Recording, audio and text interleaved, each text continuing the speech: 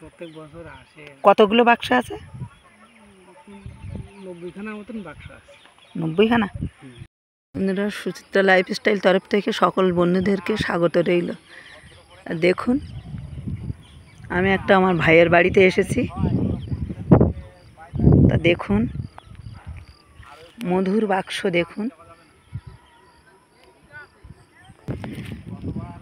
আপনারা জঙ্গলে দেখেছেন মধু কাটতে, জঙ্গলে মধু কাটা। আর এটা এই সময়, এই চৈত্র মাসেই প্রত্যেক বাড়িতেই এখানে বাড়ি বাড়ি বাক্স বসে। বাক্সের ভিতরে ঢুকছে, বার হচ্ছে। মধুর গন্ধ কিন্তু আমি পাচ্ছি, কিন্তু আপনারাও কিন্তু পাচ্ছেন না, কারণ আমি তো ভিডিওটা করছি। এটা দেখুন, কত হাজার হাজার পোকা দেখুন বন্ধুরা। ওরা আসে, এসে এই বাক্সগুলো দেয়। আর এটা সুন্দরবনের একদম কাছে, এখানে বেশি মধু পাওয়া যায়। ওই জন্য এই সময় কিন্তু মধুর সিজন। ওই জন্য এই সময় কিন্তু মধুর বাক্সগুলো এরকম অনেক বাড়িতেই এরকম করে দিয়েছে। বন্ধুরা দেখুন, এই দাদার বাড়িতেই আমি এসেছি। প্রতি বছর তোমাদের এখানটায় বসে? প্রত্যেক বছর আসে। কতগুলো বাক্স আছে? 90খানা মতন বাক্স আছে। 90খানা।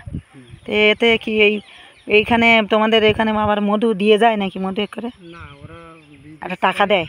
ওরা যারা যে বাড়িতে থাকে সেই বাড়িতে ওরা খাওয়া খরচ এবং ওই 4-5 লাখ টাকা করে ওরা সিজন দিয়ে যায়। এবার মধু ওরা মানে ভাড়া আছে কলকাতা থেকে, ওদের বিজনেসের ঘর আছে, সেখানে মধু সব কিনে নেয়। সেখান থেকে সব পৃথিবীর বিভিন্ন দেশে চলে যায়। এই মধুতে আবার বিভিন্ন রকম ওই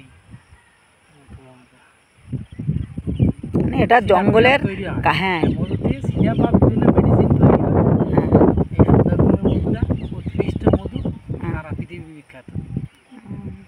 এরা প্রত্যেক সিজনে এরা আসে। আর এটা মোট কথা হচ্ছে এটা জঙ্গলের কাছাকাছি বলে, কারণ বন্ধুরা এটা কিন্তু একদম জঙ্গলের কাছে। কারণ এখানে বাক্সগুলো পাতে একটাই কারণ, উপরে তো জঙ্গল থেকে পোকাগুলো কিন্তু জঙ্গলের পাড়েই চলে যায়। আর এটাই কিন্তু মধুর সিজন, ওই জন্য এখানে এসে প্রতি বাড়ি বাড়ি এটা করে।